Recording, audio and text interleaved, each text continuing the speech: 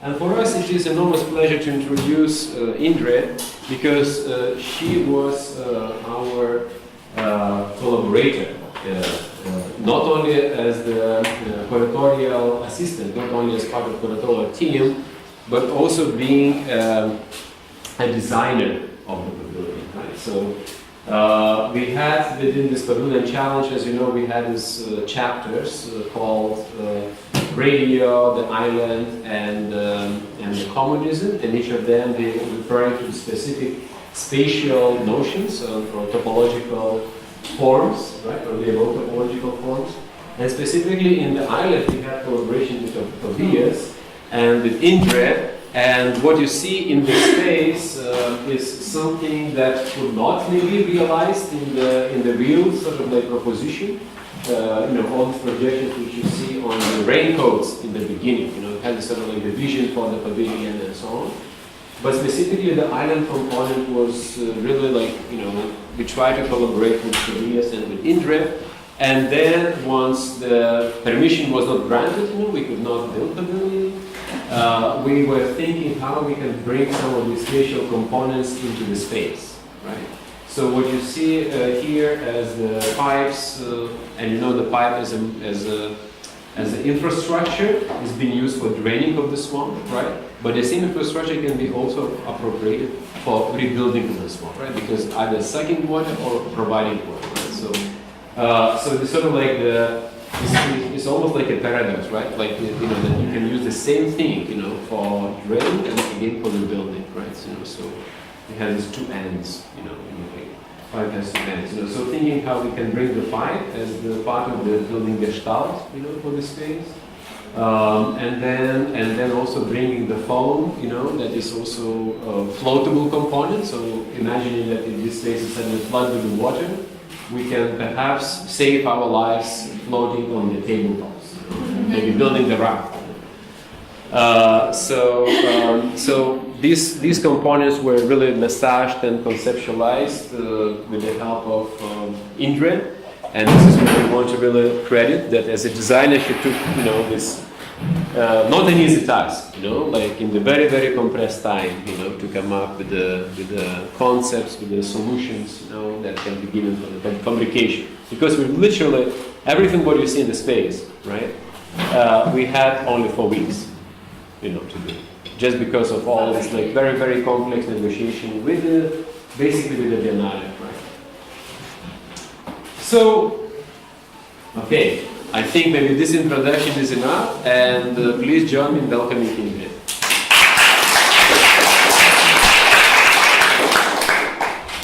So first of all, thank you for everybody staying here, and thank you Nomeda and Gediminas for having me here. Not just as a part of the whole Swamp team, but like today to speak about it. And I think, as it is obvious we are in a space, it's still for me important to address it, because I would like to give you some insights, how this physical space evolved here and with what kind of premises. So the Futurity Island chapter sort of invites to to think and to rethink and to challenge new habits of thoughts. In my talk, I would like to address how this notion is related to our habits of inhabitation and how these two moments shape this physical environment we are living today here. Like I'm calling it living because these all moments we're sharing here is what actually is, life and inhabitation of the space. So I will start with the notion of measurements, units, and dimensions, because as space is limitless, and we know it now. We know it in the 20th century. But in a way to understand and comprehend, and I think that was one of the strongest notions that BS was already addressing yesterday in his talk. We are creating ways of structuring it. So for architecture, the seminal idea of space starts with Vitruvian Man, right? What you perceive or what we perceive architecture is. But architecture started way before Vitruvian Man, right? So in a way, it's a kind of misconception of formulation of profession and what architecture is. So I would like, to have that in kind of in the back of your minds, that architecture is not necessarily related to the kind of formulation of the profession, and that architecture is not, it's not related to the building per se. It's something which deals with the space, and that's what we try to address here in this pavilion. So, we like what we do as an architects as well, we are following these conventions which are formulated through time and cultural notions, and in a way we try also to emancipate from that. But as in the end of the day, you need to sit and you need to sleep, so at some point it comes back to the kind of a sort of convention of our own physicality. So what I would like to show is how this notion of our body changes through time and how it's shaped through the kind of a cultural context, and for sure political context and so on. So from Vitruvian man to Neufert. Neufert is the holy Bible to like most of us designers, understanding the relationships of our space which surround us with the objects and our physicality. And in a way, every person who works in the design field and wants to materialize something has to deal with that. And then most of us have to use the rest of our lives to emancipate from this notion, right? So in a way, you have to have that because it's what you do. But on the other hand, you are not dealing with standards, right? We are all individual humans. So how to deal with that issue? And throughout the history there were different examples how this notion changed. So if Le Corbusier put the human body into modular, John Travolta freed himself from that, like creating the new ideal in 70s of the human figure, which is in motion, which is in life. And this is, like all the kind of cultural context which comes with it, the move, with the sound, with the colors and everything. So from the very ideal, very puristic, very organized, clarified in the geometry, into bringing back human into and embedding in this kind of its own ecology. And for sure, you could find a lot of examples in the art history, especially of interrogation of that idea. What is the relationship of human body to the space, right? And there are like kind of different takes of that, because for example, Henry Lefebvre was saying, human body is the space, and not because it occupies the space, but it produces the space by its speciality and its behaviors and its creation of itself.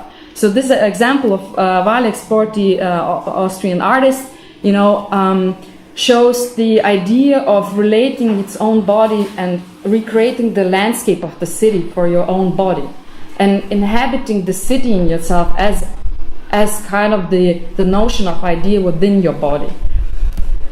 And for sure there were different ways of sort of addressing it and extending that notion. And again, I could anchor to the discussions which took place today about the idea of device and trying to emancipate, your own understanding and your own physicality, sort of going to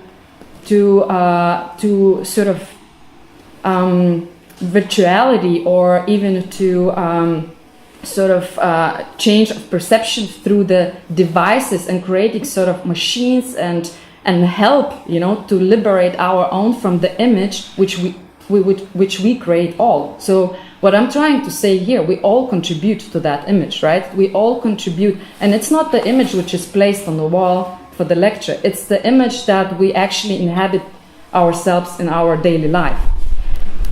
And this is example from Walter Pichler. I think you kind of all know this, but I think it's fascinating to think of this moment of human body and the space relationship. So in a way, part to whole and enclosure to open, and where do you draw the disconnect between what is the body and what is the space? What is the enclosure and what is exposure? So what is outside of our bodies and what is inside? And in the daily life we are so now sort of drawn to the virtuality and idea of extended spaces, right, in which we constantly live.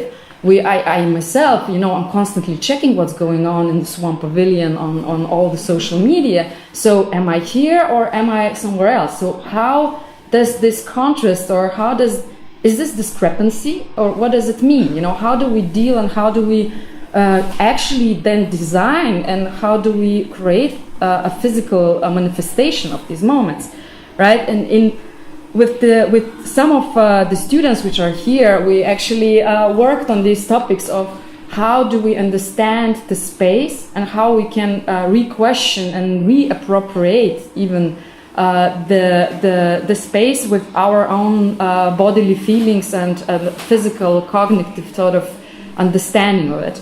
And this is like photos from the workshop that we did with a couple of colleagues in Lithuania, and I actually put it on purpose because some of the students are here, where we try to find sort of the space and to conceptualize it, in my opinion, to find the architecture of the space within the natural environment. And to understand how this kind of relationship of me being there and that space displacing me or positioning me or configuring me in the space. And what we did also, what we are trying to do and all the time also with my class in Vienna, is to try to find new language, because as an architects, again, we use a lot of conventions. We use the blueprints even, right? We have even the blueprints here to convey the meanings and to communicate that, because what is the space is space is a communication space, because to show space you need everything else. You need the objects, you need light, you need engineering, but space itself is material. So we constantly use material artifacts to display it. So one of the topics that we are constantly working with is the language of visualizing it and communicating. And so in this workshop, for example, we were mapping the relationships of human body and the territory of investigation, and also different agencies which are active in there. So, for example, on the upper left corner, you see the kind of a physical setup, like a cross section of the forest pockets, where here you have like in the same space you have the light map of the shadows, and here you have the trajectories of human moves. So this map, for example, the trajectories is related to Alexander and his teammates moving from the space, because they had no program, they had no really reason of doing there anything. So it's kind of idea of looking, what do we do in the space and what space does to us if we don't have client or program or function or necessary of doing sort of anything. And in this way we can interrogate or we hope that we can interrogate actually the primary relationship, like kind of strip from our own knowledge what we should do when we come, when we come here, and when we see what kind of signifiers we get, where to go, what to do, what is the signage. So we have to listen to the very own, like kind of premier me, because there is nothing to signify what I do. But if you start to look really close, you start to see there is a smell, there is a sound, there is kind of humidity, right? There are so many other sort of active agencies in the space which contributes constantly to sort of subconsciously to our behaviors. And this is a second example of the same workshop, a completely different side, and kind of the wild behaviors that that we do even when we allow ourselves to be sort of part of that. And for sure, then always, how do you translate that? And in a way, this in a design is a question of the translation is very difficult for us. So how do you translate, which meanings you take, which you have to lose? How can you produce additional values with that? Again, mapping example of the same, showing different layers, different stratas, and trying to find a language to communicate these findings and to translate it to certain proposals. So this phase is showing sort of just mapping exercising, and a question of mapping is one of the major questions in design disciplines, and especially architecture, because architects created a sort of a catalog, a convention of the language, and in a way, in our days, we are very troubled by that kind of idea of having a specific language of communicating what we are doing. And if you think what our profession is facing now is the fact that, in fact, you don't need an architect to produce any drawing, right? So how do we go that? But you need some additional values, some sort of surplus values which cannot be proposed by any rational mind. So what is here is already like subjective interpretation of all these, things which come together in space: smells, sounds, light, textures of the plants. And this is what we try to encourage and to challenge while working, and what I'm trying to do in my own work as well. So again, the idea that, we are limited by the 45 centimeter of the stool height and the 73 centimeters because you don't want to have the back pain after the day of sitting here in the school, but the space is limitless. So what are we doing with that?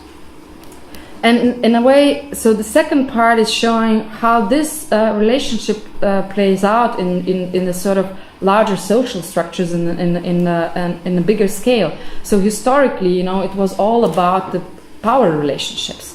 So we project, and this was also maybe related to yesterday's discussion, we project as human beings our own idea to everything else. So we structure the environment according to our own understanding. So we project even the figure. If you think about the map of Europe in the figure of Pope or king, this was kind of a natural way of displaying the order of the world and relationships.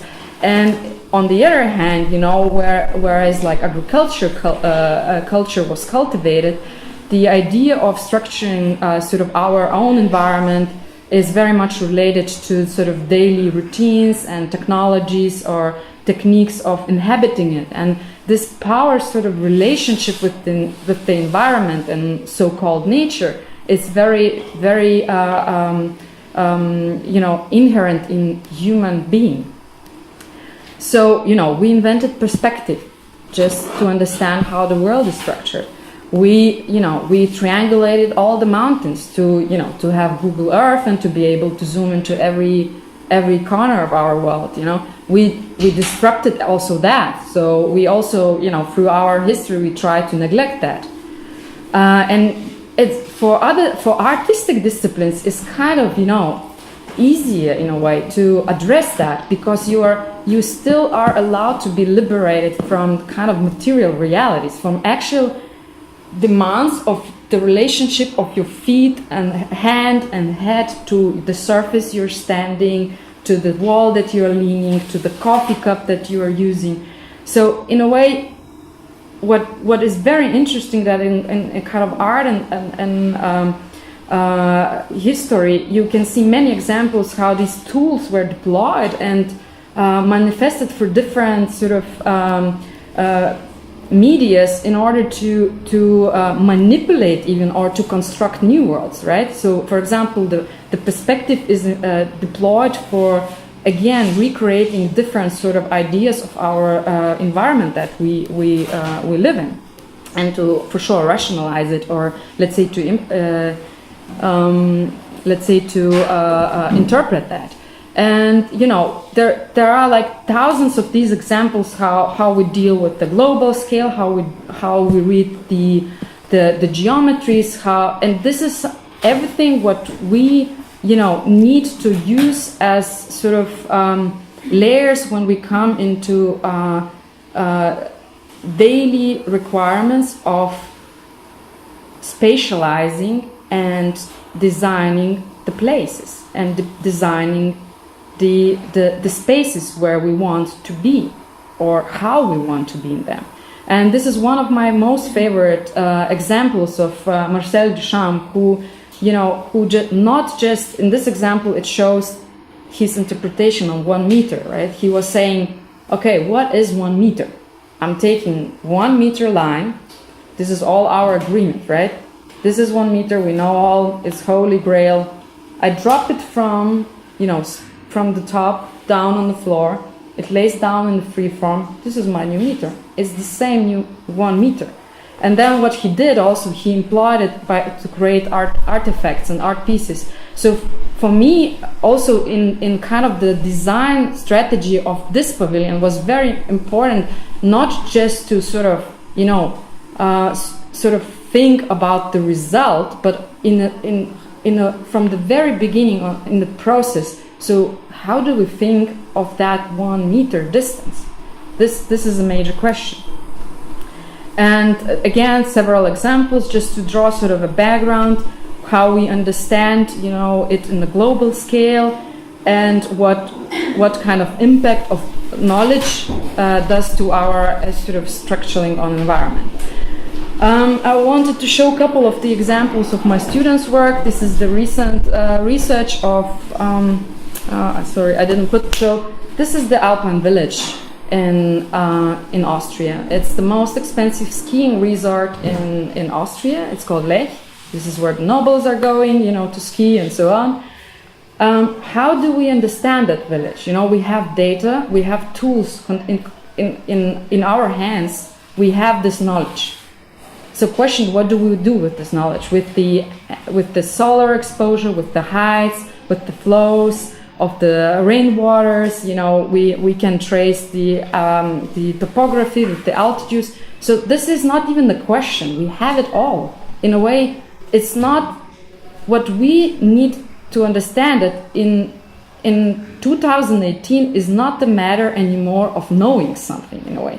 It's about how do we interpret that knowledge and how do we put it in action. So I think that throughout this pavilion we saw so many layers of knowledges, and this is how it's so very exciting, right? But the question is how these knowledges come together and how it materializes itself in a specific sort of design codes. And so from this you go here, right? What kind of values to take? So this, for example, project phase was interrogating the relationship of perception of time to the slope of the mountain and how we traverse it, right? Due to the shadow analysis, because as a human beings we feel very naturally the sun, right? It was beautiful presentation yesterday about the plants, and about sun gazing. So we unconsciously do that. For sure we have, halogens today and LEDs and whatever, but in a way, subconsciously, the light is one of the strongest kind of parameters which shapes our behavior. It also literally affects the sort of the physicality of our minds. We started to install daylight lamps in the offices or sunlight, in order to keep our minds active. So, for example, this project with this research part was looking at that relationship, and just for the small comment, it displays 3 types of movement which are specific to this Alpine village, which is one showing the 2 lines are the gondolas. So it's 3 minutes of drive with the gondola. So there is a skier which is doing these bigger loops and which is sort of leviating between the ground and the air, so you're kind of touching, and then there is a pedestrian walk, and how your perception of the space, your resolution, how does it change with that? This, for example, part of the research was addressing the relationship of built and unbuilt, above the ground and underneath the ground. So in a way, we sort of as a top-down users, when we come, we see that this all working, but actually the architecture of the space is everything what we don't see. If the plant is growing above the ground, actually the part which is underground is sort of a major sort of player in how the above the ground is working. So we're trying to address these notions in architecture and sort of liberate, if you want, this kind of very fancy slogan now, ourselves as sort of from idea of building as a sort of complete goal of design. These are the 2 more larger examples where we look at ecology of the whole sort of valley, human relationship to to the entire landscape, and because it's completely governed by the seasons, we have this kind of two models addressing the vegetation layers and the perception of the horizons and so on within the summer and the winter mode. So in a way, if you think about the valley and the village as a kind of a sort of universe which is actually disconnected from the world physically very many months a year, for sure, if you think about our virtual lives, it's always connected in our days, but in a way it's completely still dependent on the whole idea of entire ecosystem which is surrounding it. Because if you see this model, there are these kind of pink lines. Each pink line shows the change of 1 degree in temperature, right? So what do we see in this model? Why it is important to display is that if you kind of allow yourself to display, you see immediately what kind of soil quality you have there, right? What kind of vegetation you have there. So just because of kind of a topography, right? It seems super obvious, but the question is how do we become conscious of that when we are designing or when we are thinking about the space? And in a way, all this is covered completely and transformed in the winter mode. So you don't see, but it's still there because there are kind of processes which are suppressed, and the behavior and the kind of the usage or the relationship of your environment which you're embedded in is completely transformed. So these are kind of the notions we're trying to challenge and to work with in my work. And why I draw this, why I displayed it, is that I wanted to sort of give you idea that this is sort of all these questions which we and I personally tried to address and implement in the design of the Swamp School. So for sure, the design is the kind of a big word, right? The design which has been done by every of you and every contributor is also part. But what I wanted to also address and maybe tell a story about kind of also the kind of material expression and the spatial expression of where we are today. So I called my talk Scapes of the Swamp School, and in a way it's, so why do we sit on the pipe today, right? Why don't we sit on the stool? So when Nomeda and Gediminas came up with the swamp strategy, as an architect you have this program. Like, this is the program I made from the text that the program had. So here you see there will be some workshops. Here will be Francesco Lopez performance, but Diana Vinderin wants something else. Then you have a battery, and then you have the plants, and then you have sounds, and then you need to be soft, and then you need to be hard, and then you need to be specific, and then you need to relate to the city, and then you need to fit 80 persons, and then you need to make sure that the plants are alive. So these are all these are all desires, and the beauty of the space is that it can do that all, The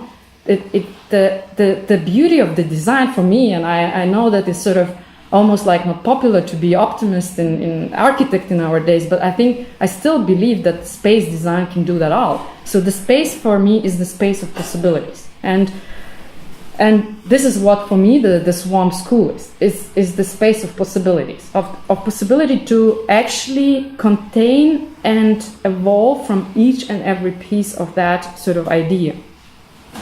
And then on the other hand, we have the reality, right? Or kind of reality we choose to be a reality. So we have our idea of material which should carry out these all connotations. And for sure, this is something like a subjective move you do. In a way, you have to decide what you want to do with all that, right?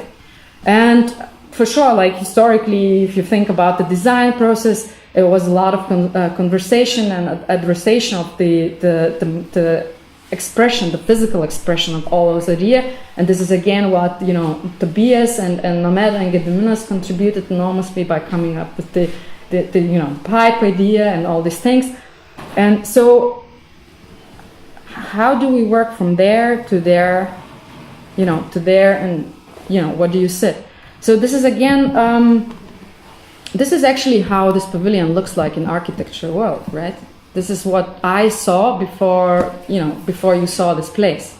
And why, I can't answer much, but I just wanted to show, in a way, you have to sort of take a leap of trust to think that this very linear, very down-to-earth, very, digital expression will allow these things all to happen. Like, it will enable all these processes. So in a way, the school and the school or the space of the swamp structure was conceived as infrastructure. And what does it mean as infrastructure? It means that it allows things to happen, but it doesn't really is the priority, right? It doesn't allow the real form to take over. So it kind of sits in the background. It sits like roots in, under the tree. So the tree and, the blossom is something which all activities are happening here. But the design of the school had to address that, to be kind of, the underground in order for these things to happen. And so in a way, it is the challenge to make sure that the space will allow togetherness. And in a way, it allows togetherness between different agencies. It has to allow togetherness in social activities. It has to enable that. And for the design, it is kind of the way of translating. So actually coming back to the beginning is actually you have to decide what do you value and what is the measure you give. So sort of you have to. It's a sort of a beautiful move for designer, but it can be also a complete failure. So you have to take a kind of leap of faith to think that translation you did, language you used, this all will allow something like that to happen. And so in a way, the space is conceived as a space of possibilities. And thank you for being here. Talk a little bit about this kind of shape, how you decided to generate these types of shapes, how you generated the multiple assemblies, how many there are, how many proportions of the different assembly types there are, just some technical, topological, numerical details of the shapes, which are very lovely. Yeah, I mean, I didn't address the main theme that kind of, the module of the pipe is the limitation, but also sort of, so this is the measure we took as given in a way, right? We agreed this is our kind of, again, social agreement, what is the meter? So amongst the Swampians, let's say, we agreed that pipe is our measure, right? Pipe is something, like Gediminas says, used to drain the swamp, but it also is used to recreate that ecology of the swamp. So in a way, then all this kind of complex idea of, or the idea of a complexity comes on top. So for sure, it's is where you draw the line between the specific and the abstract. So in this school, to give just few, details, we have, I think, 5 seat modules. So I call them bundles, actually. I don't call them modules because, in a way, it's new. What I'm aiming is kind of new type of modularity in here, because it's not the module which is ending your completing the function, but it's a module which is precise enough to be physical, but abstract enough to be interpreted. So in a way, it requires your participation. In a way, this all setup is done in a way that you're never really sure what you're supposed to do here, right? And for me, I know it is a major critique from outside, but for me, that's the biggest reward. For me, that's the biggest success, because in a way, it's conceived from idea of the user, which is the classical idea of describing in habitation, in architecture or in space, to say that this is not the user, this is a participant, you know, this is an active actor. So in a way, the bundle, you know, the simplest module of the bundle corresponds to the idea that you possibly could do two obvious functions, you know. You can, so like it's really sit element, but like how do you decide to sit on it, you know, if you want to add on the kind of top, or you want to just have it horizontal as a bench. It very much depends on your knowledge in a way, like how do you use your brain or how much you relax from your brain. Because for me, like, I mean, I'm feeling super uncomfortable here sitting, and I know it. I knew it when I was designing, you know, like this, because my feet are too short for this module. But in a way, there are like enough modules here for you guys to actually find your own module, you know? And in a way, you can like think what you want to do with it. And if we could be brave enough, you know, to think, so it's a very little move, but I believe, you know, it has very strong repercussions on how we design. So in a way, for me, space design is not something to make someone feel comfortable. I'm not here to comfort anyone, you know.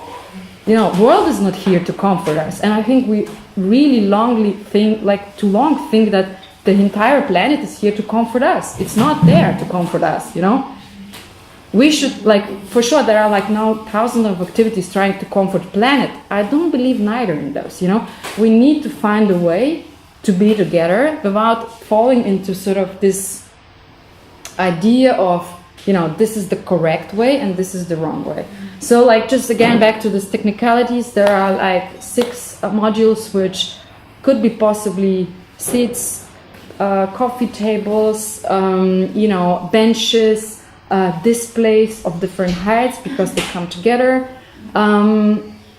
We even tried to wear them. We thought like how to recycle them by redoing it as a, you know, because we had such a crazy moment of this space filled with pipes. We thought that it would be beautiful souvenir for the old school architects, you know, to put the drawings inside and roll. So, you know, we just need to put some belts. We even tried to put it at helmets, you know, if you want kind of to, you know, to have sort of moment in your own, and you or become a human insect sort of with the antenna, because this is also something as you know. So we had like different kind of interpretations of it to swim to that and to. So this is a technicality, and then like I think the richness of the space is not, you know, it's not in this definitely, and it's not purely in this. It's a question how you bring these things together. And the beauty of the swamp school form is where I was extremely blessed to work with Nomeda and Gediminas is that they realized that this is the power of space, you know, and this kind of like question. So a lot of questions about like, so where is architecture, right? Like, so what it has to do with architecture? Actually, this is all has to do with architecture. Because this, what happens here is architecture. No? So, like in my understanding, architecture is a process as much as a product. And in a funny way, you can't exclude one from the other. If you kill one or the other, you don't come to any conclusions and you don't produce anything new. So the idea of the swamp school, as I read, you know, is to do certain evocations, to draw attention, to bring people together, to discuss themes, right? But if you don't really conclude, you know, so, you know, great that we have this here. Otherwise, you wouldn't get this intensity. You could say, oh, but there is, you know, blog which discusses it, or there is a, you know, there are like literatures, but like coming here, bringing things together, intensifying it means that we will, you know, hopefully put, like, let's say, draw certain horizons and go to the next level. So, you know, everybody knows how important swamps are now. And this is how I see this process of, you know, architecture, design, and why it is important to create also material culture. Yeah. And in a way, you know, we had like a layout of the spaces which deals with smells and sounds, which has to facilitate certain art installations, right? people have their ideas displayed here, their research, their knowledge. So how do you deal with the idea of actually forcing someone to take form, because you need that form, but not to sort of abrupt the integrity of the concept. And I'm not sure that, like there are many answers for that, but I'm not sure that there is one good answer, right? I think that this is something what I see as a challenge and excitement to work with. And this is what we do try in the studio.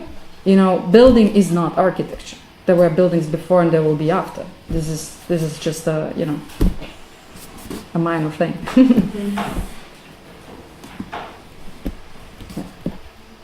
What about the shapes of the surface? Oh yeah, forgot.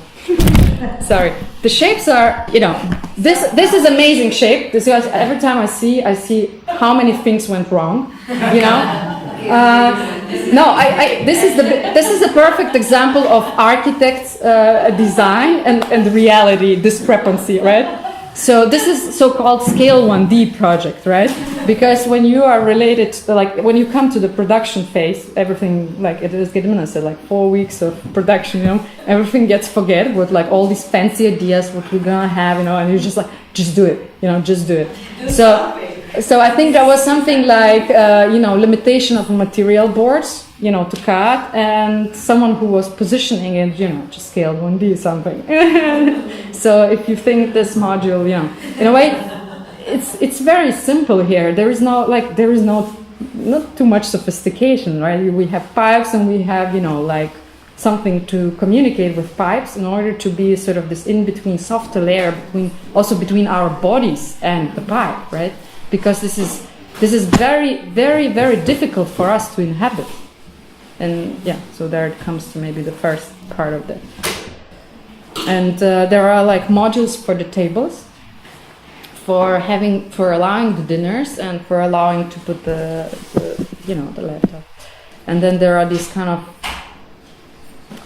in Lithuanian we have a good word, but I don't know in English. It's like something you put under your butt. So it's not a pillow, right? But it's this kind of softer element which can be again programmed differently, if you wish so. Yeah. And thank you. Two details that struck me of interest. One is this strap with this metal device that must be a kind of self-tightening. Yes. That's a packaging luggage, like a lashing belt, right? It's called, I think. So, like it's a simple package belt, which you get your postal packages with, where all the cargoes are transported. In a way, I mean, the details are not perfectly worked out, but conceptually, I think it was very important to have also this idea of. We have very sophisticated, let's say, high-tech installations, but the idea also was to look to the kind of the simple techniques of putting things together, and for sure assembly, like the limitations of transportation and the time limits. So for sure the budget, the economy, and everything. So the idea was like how to bring things together with the minimum effort. And I find in the concept of architecture, weaving things together very important, because like one of my main sort of study gurus was Gottfried Semper, right? He was a German architect and researcher, very much hated by everyone because he was like classicist, romanticist, but he made a very important seminal work in history of architecture where he it's called 4 Elements of Architecture, where he displays the entire ecology of materials and architectural components. And in his theory or idea, there are 4 elements of architecture. So one is the wall, one is the roof, one is the mouth, which is the floor, and one is the hearth, so it's the fireplace. And the fireplace is the most important element of architecture because it's the place which actually cultivates life. So this is the reason why the wall, the roof, and the floor would occur in total, right? We come together because we want to share something. we exchange energies, we exchange ideas. And so he calls it like, moral element of architecture. And in this research, he displays weaving as one of the major techniques which shaped architecture, because you start with the textiles, if you like trace it back ancient, with the roots, with the textiles, and weaving is something like, this kind of a hand activity, mental activity, but it sort of translates in architecture, if you wish, to the very modern and contemporary, techniques. And, we have now digital weaving and all these kind of things, like robots already, and there are extensive research going in the idea of insects weaving, if you wish. And this kind of like soft versus hard elements and relationship is not just like, okay, this is a software and this is a hardware, how the hardware comes with the software. So if you wish, you can also call this infrastructure hardware, right? And a software, but each hardware elements have also like software in itself, right? So this sort of not just in a way what you see as a belt in the end, but like how it was made. Like my idea is that this is the major impact on how we perceive and behave with and within the space. There's another question. I agree about that when you discussed and used a couple of times metaphor that architecture is not about buildings. I remember that alchemy is not about the gold.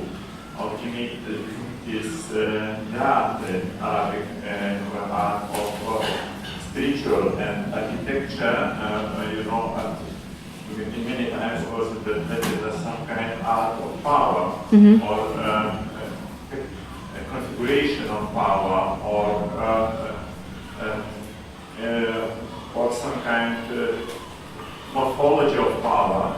And you emphasize always processes and show sometimes one moment that didn't explain this picture from, I remember from Gidebord probably, it was about psychogeography. And Gidebord wrote about power of prospects, it's military power. And architects who build prospects, they build military power in this one, and he liked to propose something different than military power. And you did this project with your pipes, with this whole discussion, in some way in the relationships with Sven. And for me it's not very clear what does it mean in your presentation in this project about power, or is it absent of power, or some kind of symbiotic of power, or just power doesn't play any role? Oh, thank you. It's a very cool question, like very sharp question. Thank you for that. Look, I personally think that there is no design without power. If you are a designer, you need to take position, right? A designer in the biggest sense, if you create something, you take an act of empowering yourself and empowering someone else, right? And this is what I think it's inevitable. So in a way, we could also question if we still need that, but this is something what I accept by becoming an architect, that I will make decisions for others. And for me, the process is important because of exactly of that.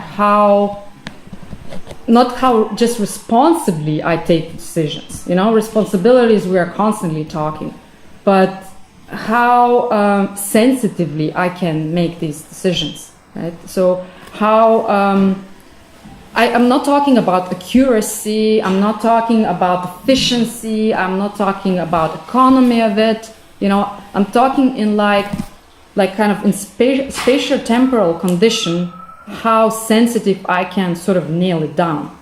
Because this is what it is, it's a kind of a moment in time. So if we think, like yesterday you beautifully addressed, if you think about the building, we always think about the building in this like kind of the groundness, right? But actually building starts way before it is built and lasts way before it's even gone. And in a way, so if we think from the kind of time-space perspective, it's as short as maybe one workshop, which takes place here. we're just like, you know, we're just so humans in a way that it's so difficult to abstract to like kind of this big projection, you know, that this building, like even it stands here 1,000 years, you know, it's kind of nothing, right? So in a way of being active creator, you have to take position of power. Can I pick up on that? Yes, please. I was wondering how you could move the question. Since I was not from the beginning, just something that I think that this question was really resonating with in your response with what you were mentioning basically while we were talking about possibilities. So basically, as I conceive this, you know, your take on the architecture is absolutely through the lens of power, since I conceive power as the systematization of possibilities. So you are given certain possibilities through their architecture. You know? This is the chair, this is the wall, this is the fireplace, whatever. You know? So you are supposed to act, you know, this shapes your behavior by introducing a certain reality of possibilities. So basically, with your open form, what you were, you know, proposing, we're interrogating that, you know, normal set of possibilities and empowering, you know, maybe an attempt to install and to open up, also to negate. I think that the process of negation is very important. Feeling uncomfortable is the gesture, that's dialectic, you know? That's a normal negative if you want. You know? You need to negate in order to proceed. Yes. Basically, you need to be uncomfortable. In order to move on, right? Yeah, so that's the question of power, right? It's the question of the possibility of being comfortable. You know? So that's responsible. I mean, I think I really appreciate these comments because, you know, like, in a way, it's sort of a also fight within, I don't know, me as an architect, you know, how to sort of not, so where do you stop, you know, where is already too much, where is kind of limitation, and where is kind of, so where empowerment becomes control, right? And this is a major sort of drama behind the scene, because I don't believe in the power mechanisms of control, you know, so it's like, it's sort of weaving in a way, so you can, you know, it starts somewhere before and it ends somewhere after. And I personally try to sort of understand where can I like intervene, you know, to maybe like make some adjustments or changes and sort of make some, maybe like to give certain awareness to the things. But in a way, like the goal is to understand, you know, that, or to even like put in action the design to understand that, you know, it's not linear, but it's sort of also it has before life and after life, right? And so as a designer, then like, so where do I come in a little bit, like make changes, adjustments, and like leave it out for things to happen. Yeah. I'm actually going to pick up on that. So, can you say more about the like imprints, like this materiality of this software? So it seems to me that it's not just about like moving on because of this like dialectic tension. It's also about leaving traces, memories and traces. Yeah. These dialectic tension or memories. So I mean, this is like softness, but limited softness of this software is I don't know. I really like it. I play with it all the time actually. No, I'm imprinting myself, not just with my body, but also with my fingers and. Well, I do that too. Yeah. So can you tell me more about that in light of this more philosophical discussion? Because materiality of this is, I think it has more than just like, you know. Yeah. So you know, for me it comes together with that kind of one line where do you draw the where do you take a courage to intervene, and where you take a courage to leave, right? So in a way, I believe it does play to that kind of level of materiality and hapticity, because when you leave, you want the things to be also transformed, right? So in a way, you don't come for nothing. You don't stand, in void and shout like to silence. So if you take a stance to intervene, I think you need to make sure that that there is certain, let's say, trace or impact in the things. So I think that in that way, the materiality is something which, again, in the beginning I was talking about kind of these unconscious parameters of the environment which shapes, our physicality. I think that kind of idea of really, having just playing around with the material, it definitely allows us to sort of transform the space, but also for the space to transform your behavior. Because if we were tracing ourselves, what we are doing here, it would be quite ridiculous, I think, like with our bodies. And in a way, when we design, what we design is like sitting, standing, laying, sleeping. So what I'm interested in here is everything else which happens between those stages. Like not the finite stages, but like kind of the liquid stages in between of those. Does it answer somehow? Yeah, just one sentence. I mean, it's interesting to think about this texture, this surface as a measure of our existence, like physical but also intellectual existence. So it's like an alternative measure. Of the school, I guess. Yes, it is. I mean, it would look different if you were here 1 day, 2 days. Yes. One program, one program. Topography changes. And this is for I think in urbanity is very, very strong, like what we are fascinated, walking yesterday through the city at night, having a super nice guide, to talk about this, arch and the building corner and the family and the ways of living, and we know it about the cities, but what I want to say, it's not just a matter of scale. It happens, or it can happen everywhere, and like at any level of interaction. So I think it's, as a city, is like kind of accumulation of human history and like a kind of a prime expression, if you want, like this is a city. This is all what we manage as the humanity, right? We build on the swamp this amazing place we all enjoy, right? As a human being. So we see it constantly everywhere around us when you like accumulate it in that large scale. But what I try to say, that it doesn't start with the large scale, it starts like within us, right? And that large scale is actually like sort of a feedback amplifier of this relationship, because there is no one without the other, it's sort of turning, twisting. Like I think that every person who ever tried to design something, knows this moment of massaging things like into its position, like text, or form, or the slides, like shuffling. So I think that like this sort of notion, like, is sort of all what we create as human beings. Turning, twisting. Yeah, that's how. Yeah, I think my question would be, because I think this kind of thinking, this kind of like, almost like, it comes from the 50s and 60s. I think it comes way from earlier, but it definitely was articulated and put as a kind of philosophy. Exactly. Yeah. But to my thinking goes like it's connected to the certain act of like or dream of customization. Oh. So that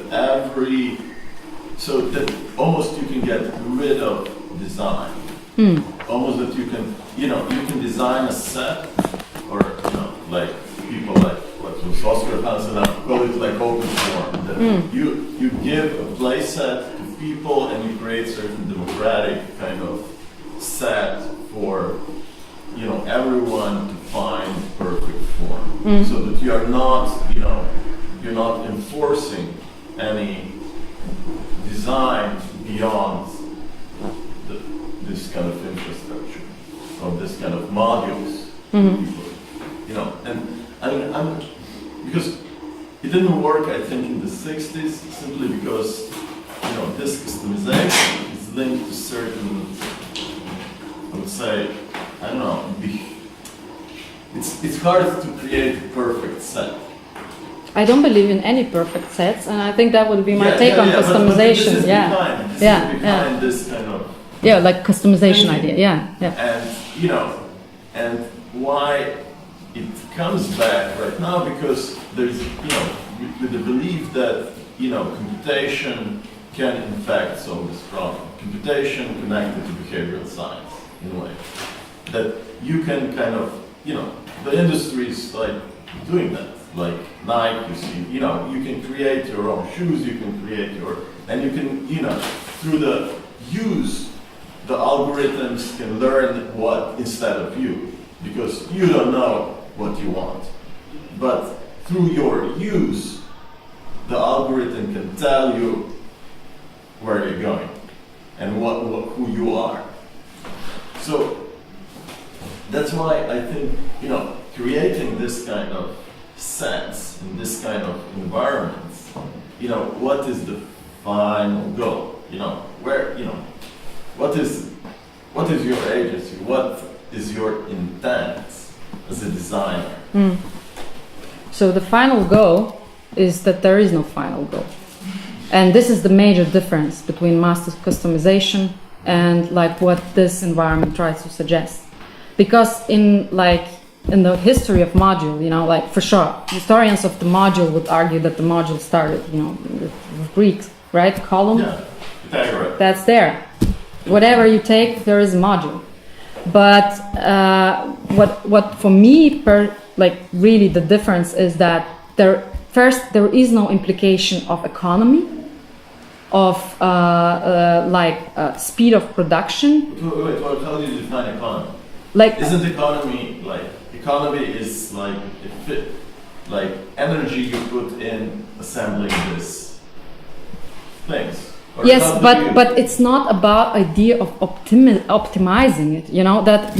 The difference between what I believe. I'm trying here. I'm not saying that it's successful, but what the major difference is that there is a kind of a clear intention of not having optimized, perfectionized kind of idea, where the modules, for sure there was empower the people, but there was a very strong idea of perfected life, how we will live and what it will give us.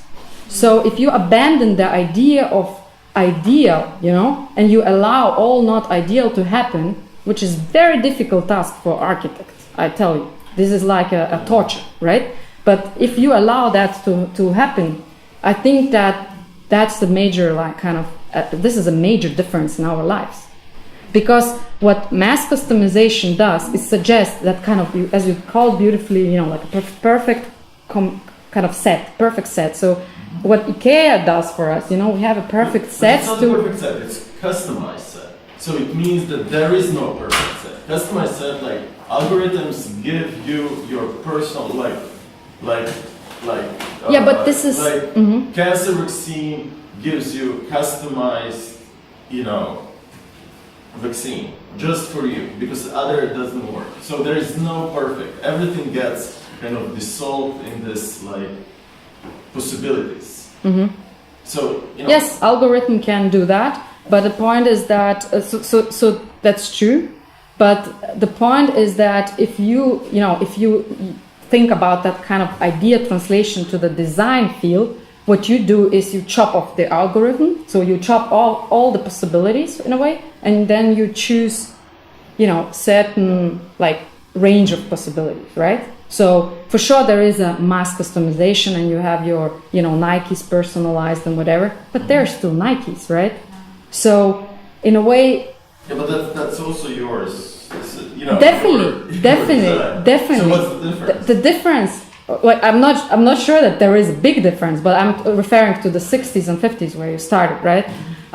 Is that the difference is that there is no implication that this is like a sort of remedy, for the sort of the design itself. It's not gonna be, allowing again, I'm coming back to the 60s, it's not gonna give you a perfect life. You know, it's not gonna give you a perfect idea. So, and perfect results. And if you think about digital space, yes, it does give a possibility, like it's there, everything is there, right? It's I think it's an illusion. I think in the digital, in the, So far. yes, that's true. But the point where where I draw the difference, and I don't think that it's, you know, what is materialized. I don't try to imply that, but where I draw the conceptual difference is that, you know, human mind and design is something that creative act. It's not calculated act. And if you think about mass customization and algorithms, that's a kind of, you know, calculated acts. So you allow, you know, algorithm to tell what you like, if you like, in the very extreme form. You know where I'm heading? Yeah, but I still don't agree. Okay, we can Okay. continue doing Yes. that, I think. It's Yeah. a good moment. Yes, please. I think it's so. I mean, I really want to understand what you disagree. You want to We say can continue. no, but just to conclude, do you want to say that there is no difference between 60s and this, If or I can ask another question and we continue doing that. Yeah. And it is just a comment. I think that there is something in the selection of material, which is plastic, that hasn't been discussed enough, that we should continue discussing, I think, in the future. Because, you know, the idea of, I am thinking if, like, not doing drain the swamp, no? Somehow there is another level of permutation of the pipe that can be like perforating the pipe itself, so that it no longer serves its purpose of draining. That is one. The other is that because it's not perfectly designed for humans, as you said, so it departs from the ergonomics and it departs then from the direct connection to the human body, in order to maybe become more amphibian. Maybe in the second life it doesn't relate to our body at all, and maybe it can become the habitation for other animals, maybe. My other thought is that going back to Christopher's first comment of the idea of the swamp for the imagination of not allowing for one future, but for multiple futures, like this idea that we can see many different ways of assembling and many different ways of using the same material in many different ways is a good model of that idea, I think. And, you know, in the idea of Venice itself, that somehow it was constructed on palaphites, but the palaphites were natural, as they were like wooden, no? You know, this is another thought towards that construction that could be good. So just to say that this is a beginning, and that I think that the fact that we have been able to inhabit this space is the most successful part of all that. The flexibility, no, of this kind of assembly and the first point of departure itself has allowed for the multiplicity of uses. I think to me is the most successful part of the space itself. So the module allows for the space to be amplified in a very successful manner. Thank you. Yeah. No, and also maybe to add to that, you know, maybe we should also take into account sort of like this character or the prop character of the thing, right? You know, like this. At the end of the day, you know, like I mean, this let's say the top, you know, the seating that can, you know, sort of connect your marks is you know, refers to the real thing, you know, because its materiality is kind of like very much prop-like, you know. It's sort of like you know, it's not kind of like a real thing. Of course, it is real in a sense, you know, but still, again, I would maybe come back to my proposition of the model thinking, you know, like all these seats, you know, and all these elements are very much sort of like have this character of the model, right? It's almost like a model for us to develop. So we're constantly involved in the process of play and modeling the environment. You know, we it's not like sort of like, you know, designed perfect chair, right? You know, it's like its character has the ad hocness, you know, like, from sort of like the way how it is assembled, you know, the assembly itself, you know, it's ad hoc, you know. It's something that, you know, it's, and also the straps also refer to almost like the idea of unpacking, right? You know, something that you would cut the scissors, you know, and unpack, right? So just like sort of like waiting for the shit. But of course, we're not unpacking it because we know that now it's like, you know, it should do this job, right? It's still sort of like in the process of becoming, right? So it's still like in the process of being delivered, right? And I think this idea of the prop or the model also positions us in the kind of like in you know, on the stage in a way. So we are kind of like, you know, performing. You know, we're performing the school. Right? We're modeling the school. You know? Exactly. In a way, well, is it real school? Yes, we are real. You know, and we're talking about serious matters. Come on. You know, but on the other hand, you know, I think this disposition, I think, you know, very real and serious schools like MIT or Hamburg, you know, and UART, you know, is very serious school, you know, and NABO is very serious school, you know. But I think it is also, for us, to create possibilities for modeling, I think is very important, you know. So it's almost like making the school that is under the table, you know, making the school in the spaces in between the school, right? Making the school that is in the swamp. And also to add on this discussion on the model, I think there is this French thinker, Jean-Jacques Derrida, thinks of imagination a lot, and he's got this concept of semi-object, which is basically an object like a figure of art can be, you know, a certain art, but which has a quality of object.